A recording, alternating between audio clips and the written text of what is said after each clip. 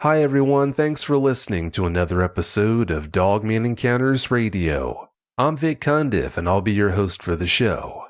If you've had a Dogman encounter of your own and would like to speak with me whether in private or on the show, please go to dogmanencounters.com and submit a report. I'd love to hear from you.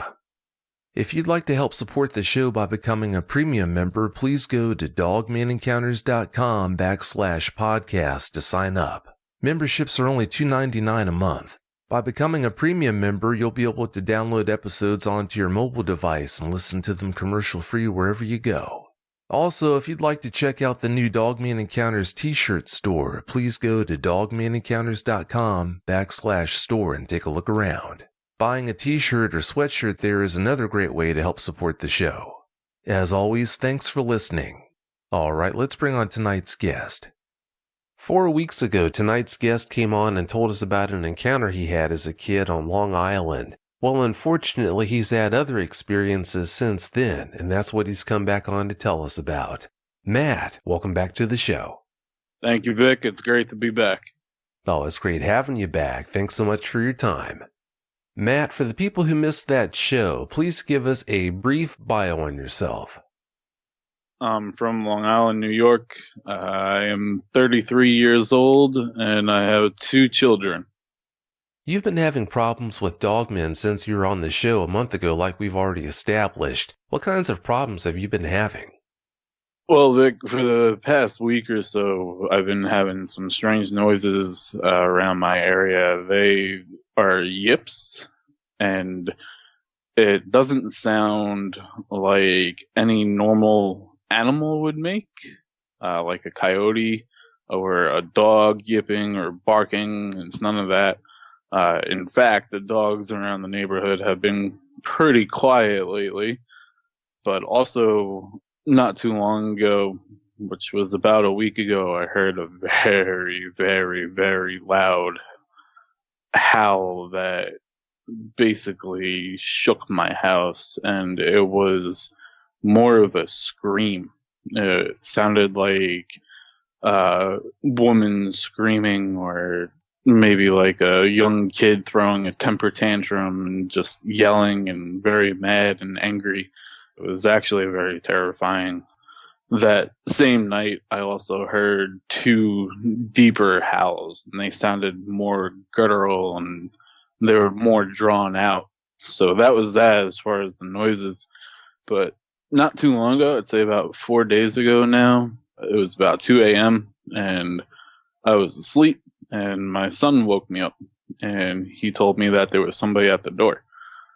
So when I got up to go see, I started walking down my stairs to go to my front door, and my son tells me that it has pointy ears.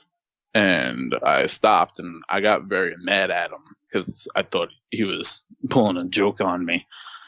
So I stopped, and as I'm telling him, that's not funny, you can't do that, he goes, and he had a very pale look on his face, and he took a step back up the stairs. And just at that moment, it sounded like 5 little sharp knives just tickety tick tick tick right across my door. And I have a house door, a standard house door, and then in front of that I have a storm door with the glass pane in it, and it was right on the glass pane of the storm door. And then I heard like a jiggle on the storm door handle trying to pull it open, and I pissed myself, and I froze. I didn't move, and I looked, and I caught in the light the pointy ears and a head figure, and I backed up right up my stairs. And I don't own any firearms, but I do have a sword collection, and I grabbed the sword, and not like that would really do anything, but I sat against the wall on my son's bed, and he laid down next to me, and we just sat there.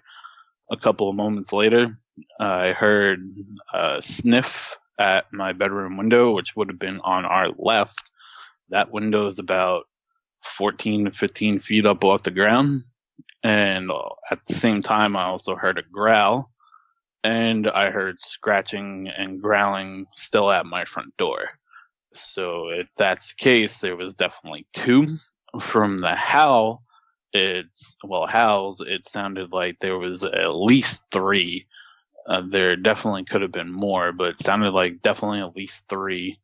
But for the remainder of that night, I didn't sleep. My son fell asleep. He got up for school, and when we walked down to the bus stop, I was looking around my yard for tracks or claw marks or anything. On my glass, it looked like there was just a little bit of, like, something just kind of went there and, like, chiseled at my glass a little bit, but it was nothing major. And then in the grass, there was areas of the grass that were really flat, but I couldn't distinguish any actual prints. So I just kind of kept going. And then for the past 4 nights, every other night or so, I hear the howls. I hear walking up on my roof, and I hear sniffing at my window. I keep my windows closed and locked after 9 p.m. because I don't want to see them. I don't want them to see me or my kids or anything else. So leave them alone, and hopefully they'll leave me alone. The fact that they're this close to a populated area is very terrifying.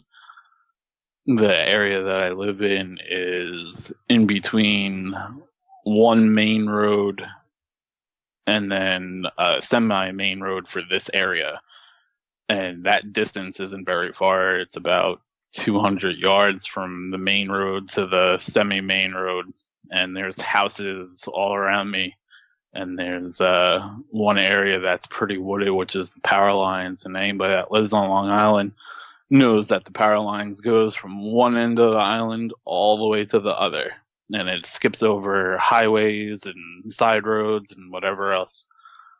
And I went to go talk to one of my neighbors across the street to see if she heard anything. And she just kind of looked at me like I was crazy. So I left her alone. And then I went to another neighbor of mine. And he nicely told me that he was going to call the police on me if I didn't leave him alone. And so kind of feel like I'm on my own dealing with the situation, but hopefully they don't have to have any contact with any of them. Yeah, hopefully they won't. If they do, they'll find out that you're not nuts. They'll find out that you know exactly what you're talking about. How close did those unnerving howls seem to be from your house? The two deeper ones seemed like they were closer. The one that sounded like a scream, that sounded like it was a little further away. It sounded like it was northwest of where I am in the power line somewhere. And then the two deeper howls sounded like they were fairly close to me. There's a cutout next to my next door neighbor's house on the right side of my house. And that cut goes from my block to the next block. And there's some woods in there. It's not really thick, but there's enough of cover in there for something to move through without being seen. But it sounded like they were right there. Ooh, yeah, that's way too close for comfort. Had you told your son about Dogman before you saw the one at the front door that night? I did tell him. Did he seem to take you seriously or think you were just joking with him?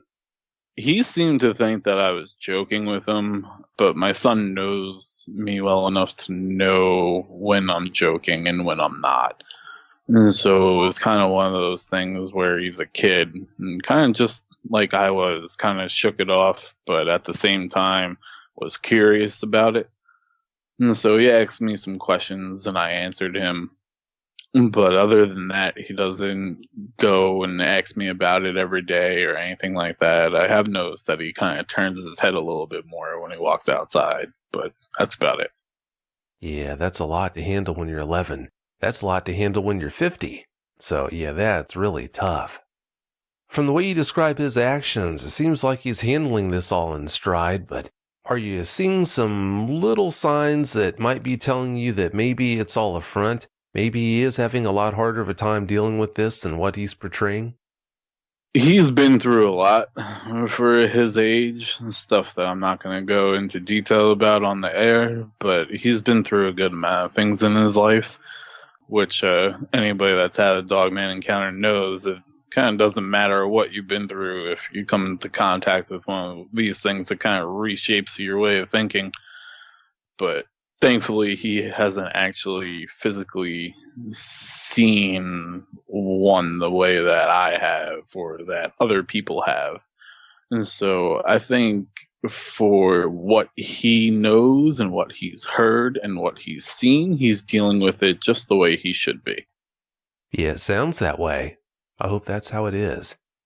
Has anything happened that might give you the impression they might be targeting him, like repetitively going to where he is in the home and tapping or anything else like that? No, if anything, it's more they're just targeting this one side of the house, which is, again, more my bedroom than his. And my bed is literally right by this window that they sniff at. And so I don't know if it's because I'm a smoker that they smell nicotine. I have no idea.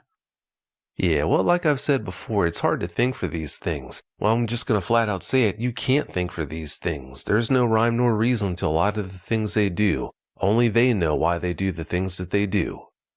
You said you haven't noticed any prints, but have they caused any damage to your home? Like I said, they had tapped, I guess, pretty hard on my storm door there, and it looked like there was like a little indent on the glass, like kind of like a little circle, like if you were to take a nail and like kind of bang the nail against the glass, like a lot. Not hard, but just little taps, and then it would kind of create like the circle, kind of like it would bore out a little hole in the glass. That's really the only thing I noticed. They've been on the roof quite a bit. I don't know if there's anything up there. I'm not really about to climb up onto the roof to see, but from just a first glance, I don't see anything. I heard you mention how they tapped on the glass and left those little artifacts in the glass, but I didn't know if maybe they had pulled some siding off or done anything else like that that would be more destructive. It's good to hear that they haven't. Yes. When they get up on the roof, what do they tend to do? Just walk around, or do they make scratching sounds? What have you heard? I've heard scratching sounds when they're up on the roof. The way that I'm pretty sure they're getting up there is there's a garage on my landlord's side of the house. So I'm pretty sure they're jumping up onto that garage. Anybody that's seen these things or has researched them knows that they can clear good distances when they want to. And the garage is about 20 feet high. So they're probably jumping up onto the garage. And that garage is just a single step over to this little pitch on my living room side of the house, and they can just step right onto that. And that would actually put them face to face with my living room window. And from there, they probably just hop right onto the top of the roof. But I don't hear any actual scratching until they get over onto the bedroom side of the house. And it's actually directly over my bed that they're scratching. And that's very unnerving. And then also, too, I sometimes hear them almost playing with each other up there. Like, I'll hear a growl, and then it would sound like one of them moved really fast across the roof. A couple of times I've heard them jump off of my roof onto the ground, and that makes a good-sized thud when they hit the ground. And other than that, there's nothing really that they're doing. The one that I saw by the doorway there, when I was sitting in bed with my son, I heard that one get up and walk away. I heard his claws clinging against my porch. I have concrete porch steps, and I heard them walking right down that and walking down the sidewalk and into the road. So that was also pretty terrifying. Oh, I'm sure it was. Yeah, having Dogman tap on your window is bad enough, but having them up on the roof, walking around right above your head, yeah, that's really bad. From the way you describe it, it sounds like at the most you'll have two of them up there on the roof, Did I hear you correctly, or sometimes does it sound like it might be even more than 2?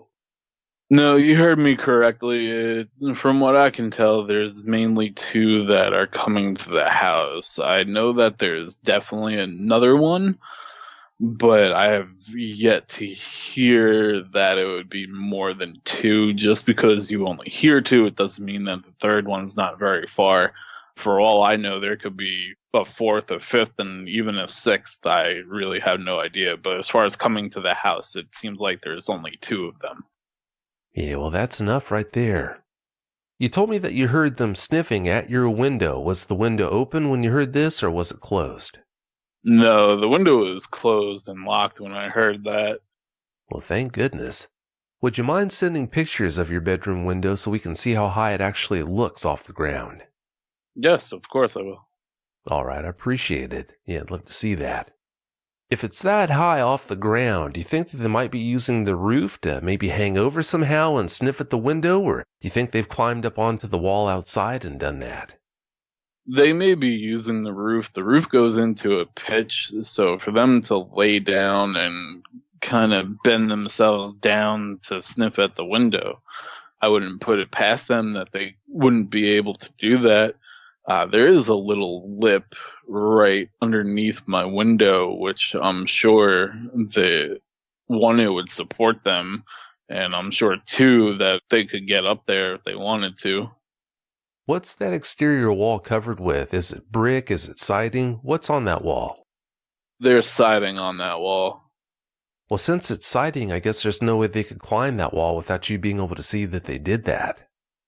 Exactly, and like I've said, I really haven't seen any exterior damage to the house caused by them. Yeah, sounds like they must be using the roof then, just hanging over and sniffing at the window. Although I have had credible reports of dogmen that were 11, 12 feet tall, yeah, if that window's that high off the ground, even a 12-footer wouldn't be able to sniff right at that window. That's a terrifying thought that they get that big. Yes, it is. Well, like I've said before on several occasions, they don't have any soft edges to them. There's nothing to think about when it comes to dogmen and feel good about. You told us about the things that have been happening around your home with dogmen, but unfortunately, a few weeks ago you had another eyes-on encounter with one. Before you tell us about what happened there, please tell us about the place where it happened. Well, Vic, I was traveling, as I said in my first interview, I told you that I travel up and down the East Coast a lot. I was traveling down to South Carolina with a friend of mine, and we just came through the Blue Ridge Mountains over there, and we're on Highway 81. It was about 11 p.m., and it was pretty dark. It's heavily wooded over there. There's no lights or anything like that. Yeah, that is a pretty area. It's a shame you have to worry about things like dogmen in a pretty place like that. All right, Matt, please tell us all about your encounter. Give us every last detail that comes to mind. Well, Vic, my friend and I were traveling from New York down to South Carolina. She had come to stay with me for a week, and so I was bringing her back, and we're going along, having a good old time, I don't know if you ever been down that Blue Ridge area, but it starts over in Pennsylvania and it kind of goes all the way through. And it's really beautiful. And we were on I-81 going towards North Carolina. And we just had gone through the mountains. We were at the peak of the mountain. And when we were up there, it was downpouring rain, lightning, and thunder, and it didn't unnerve us or anything. We just kept on going and talking to each other and laughing and having a good old time. And as we were coming down the mountain, it was kind of clearing up a little bit. And at that point, my friend there kind of propped up on her knees and faced me, and we were talking and laughing, like I said. And we came down the mountain, and it was evening out. My GPS goes, "Welcome to North Carolina." And as we're going, it's completely dark. There's nothing in sight for the stretch of highway that you could see. The oncoming traffic separating us, there's a line of trees just like pretty much every other highway. And you couldn't see really the cars coming that way. And we're going, and she's talking to me, and I'm looking at her talking, and something in the road catches my eye. It was a good stretch down, but it was in the road, and it looked like they were two headlights, and they were far away, but the lights themselves were close together. They were like a golden color, and they were small because it looks like they're far away. And I said, "What's that down there?" And I was like, "Is that a car?" And she looks at me and then looks back, and she's like, "No, it's probably a deer." And in my head, I'm like, "An eye shine from a deer's not gold that I've ever seen." I could be wrong. I'm not a nature specialist or anything, but from what I've seen of deer and eye shine, it's never a gold color. So kind of ignored it, and we kept going, and we're talking and we're laughing, and we're doing about 75 miles per hour down this highway. So we got there pretty quick to where this thing was. And I had my brights on because it's very dark, like I said. And we hit kind of close to where I saw them. And then I saw it. It was plain as day. I knew exactly what I saw right away. And it was a dogman.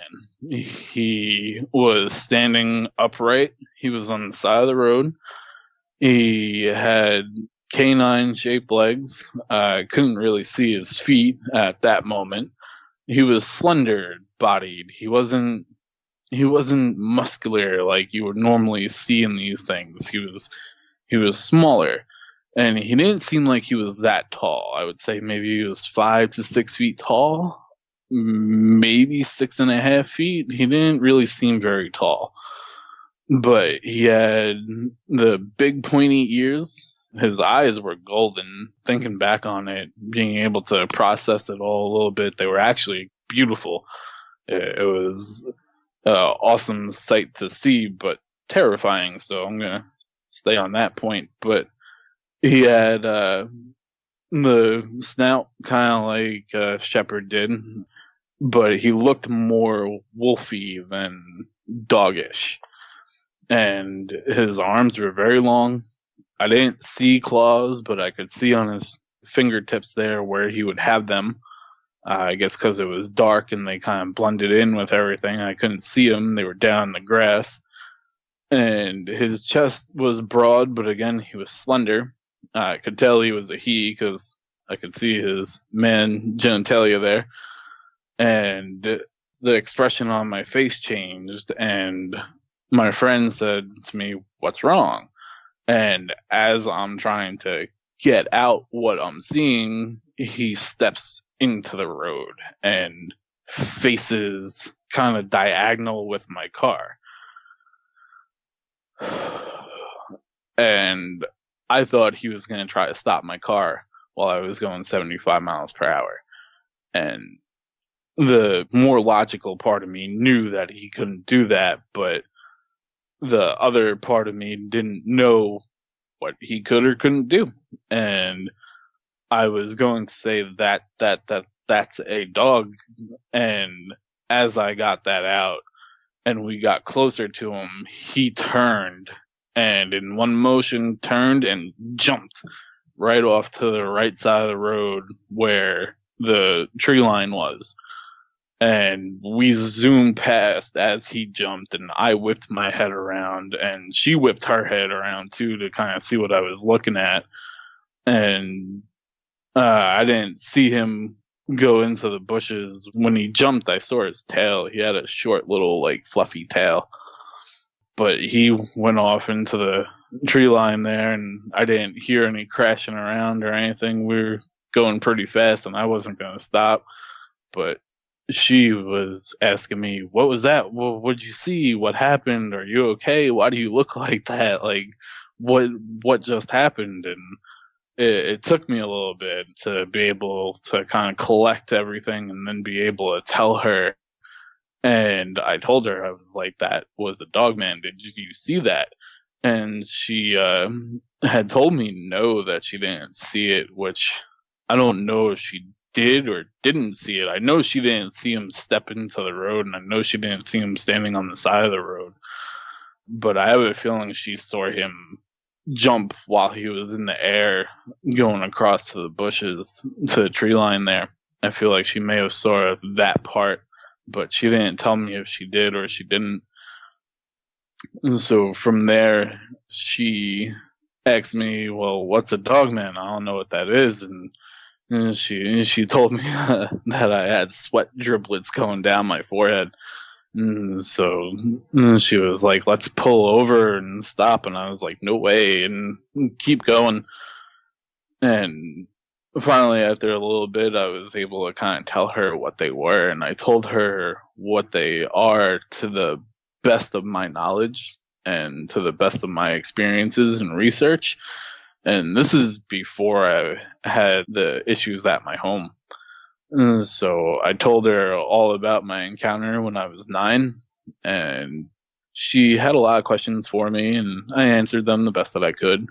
She didn't dismiss anything, though, or tell me I was crazy or anything like that, which was really cool of her, and it made it really easy to tell her about it. And she has had her own paranormal experiences before, more with like spirits and things of that nature, but she didn't know what a dogman was, so she wanted to know everything that she possibly could.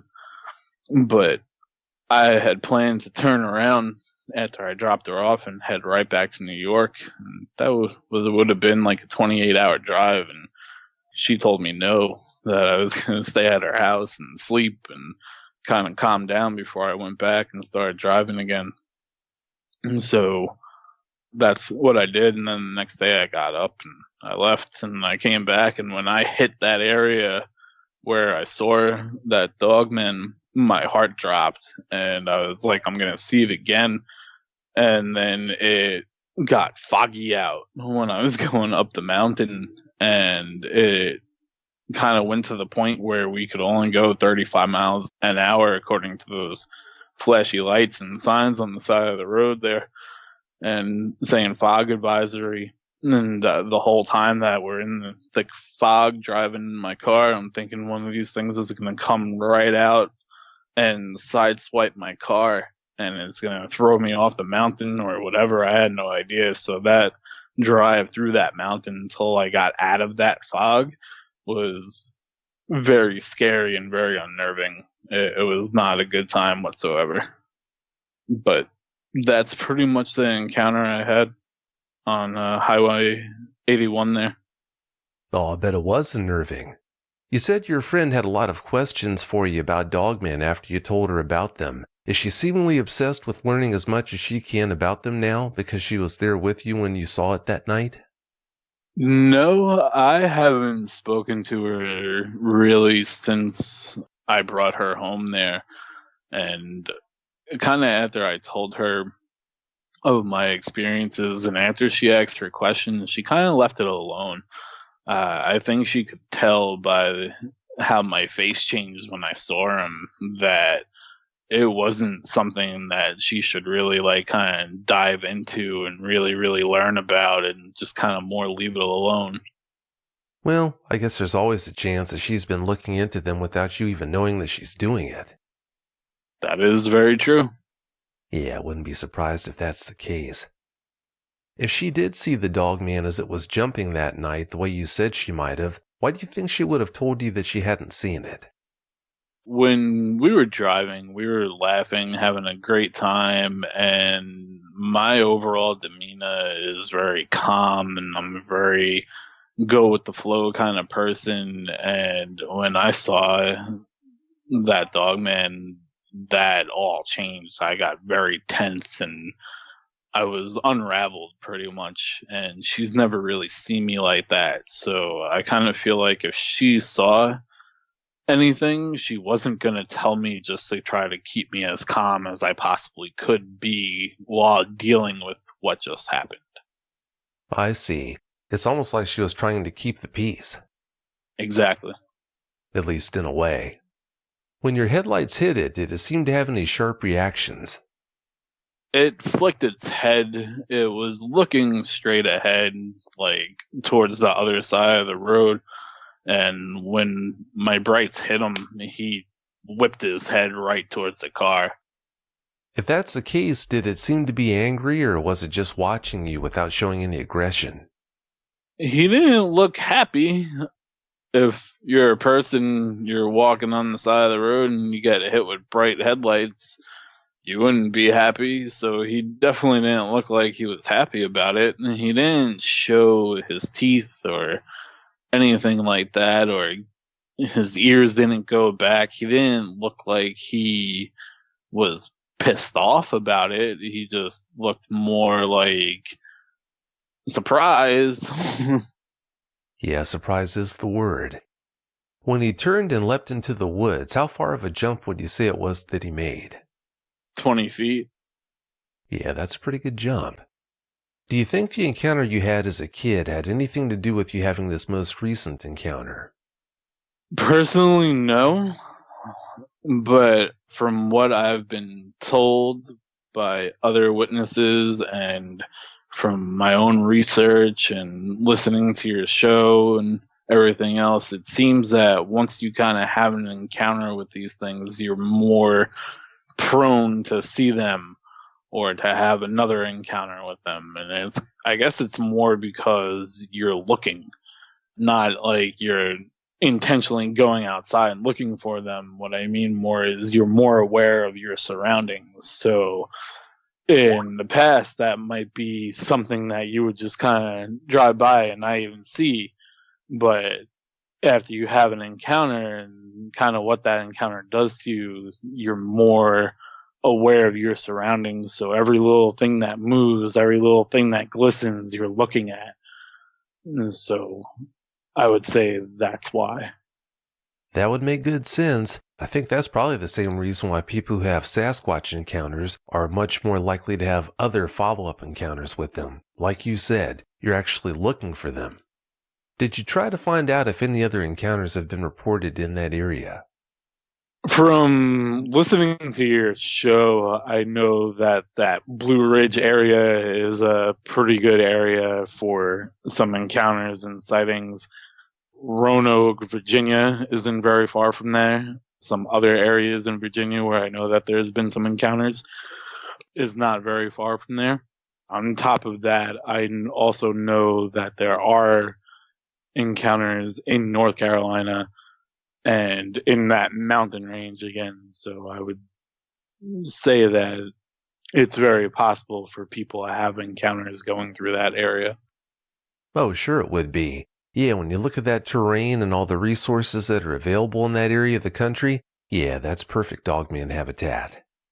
I put you into contact with another Dogman eyewitness who spoke with you about your encounters. Did that conversation help you much? It did. I'm not sure if that person would like me using their name or not, so I'm not going to. I haven't asked them, but he definitely did help me in sharing his own experiences and hearing things that he went through or things that other people that he knows went through. And you're not the only person in the world that's had an encounter.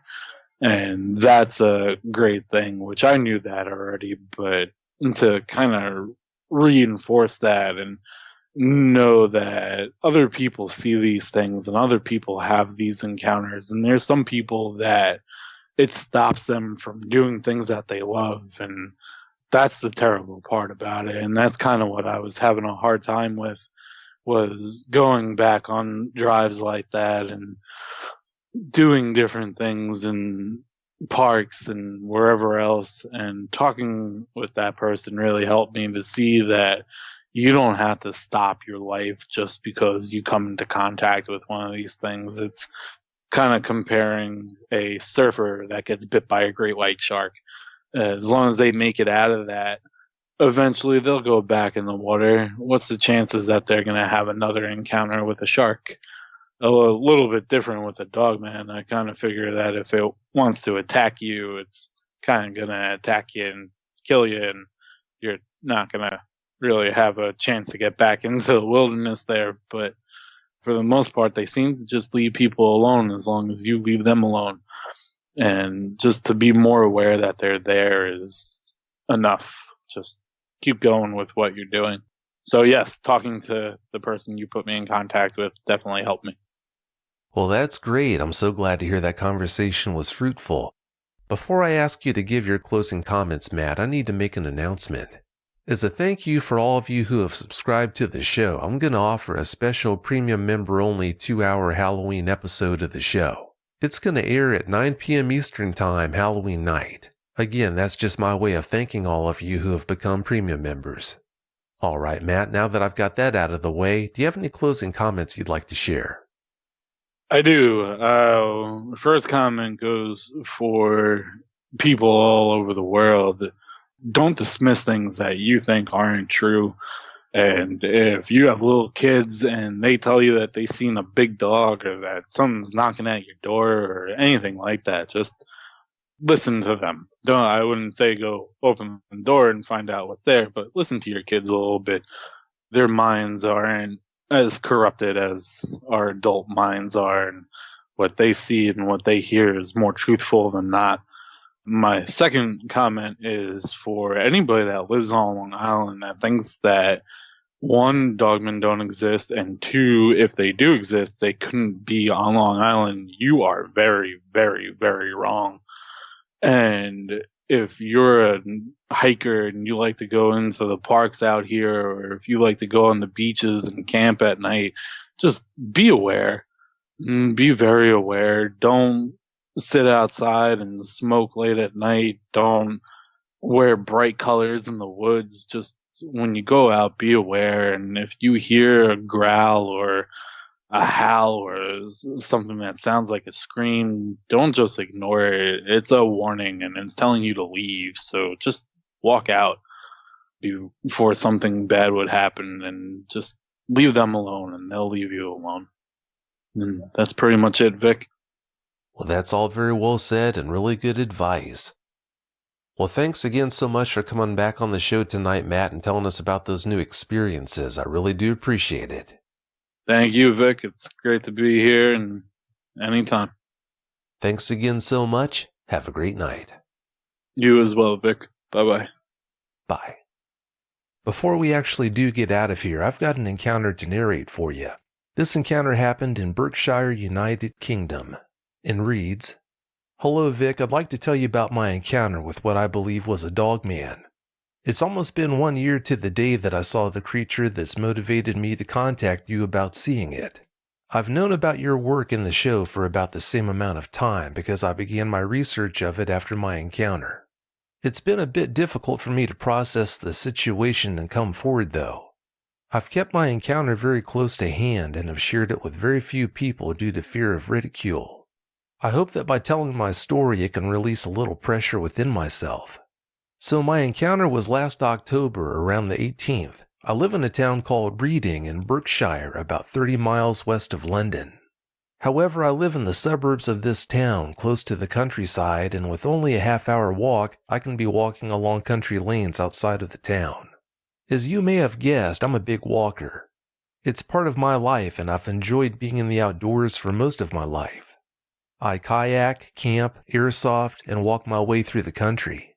I'm also an insomniac. I've been an insomniac for the best part of my 33 years on this earth.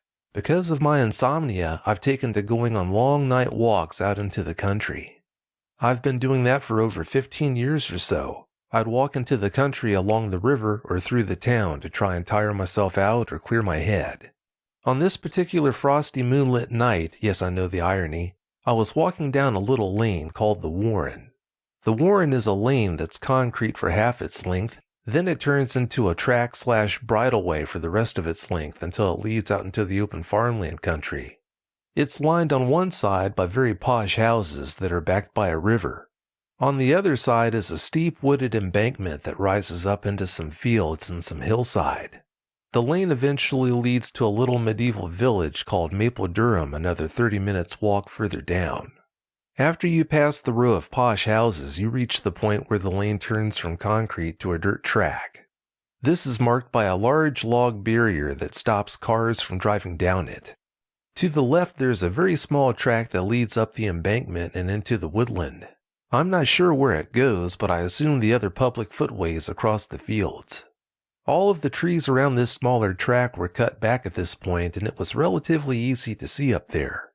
It's at this point along my walk that just by pure chance I looked up the track that led up the embankment and caught sight of what I can only describe as a very tall, very large figure outlined and lit by the strong full moonlight about 15 feet or so up the track.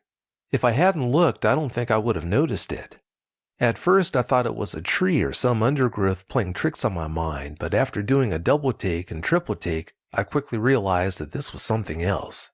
The first thing that crossed my mind was that it was a man standing hidden, but that thought was quickly replaced by realization that it was far too bulky and tall to be a man. As my eyes adjusted, I could start to make out more details. As it breathed, I could see its chest moving. I could also see that whatever it wasn't human, nor was it part of the woodland. The first thing I noticed was that this hulking shape was standing fully erect, not stooped or hunched at all like many other encounters describe. It was standing like a man would. It was upright. I don't want to try and predict its height because of the low light levels. I was only able to partially see it. I also had no reference to go off of either. However, since I'm 6 feet tall, it had to be over that by a long way. I'd say between 8 and 10 feet tall. Just like in a Hollywood film, I could see certain details of this thing from the moonlight, catching the edges and contours of its body. It was enormous in its proportions. It was powerfully built and was extremely broad. Though it was dark, I could pick out its muscular figure just by the contours of its arms and legs where the light was catching it. Its body was much like that of a very muscular ape.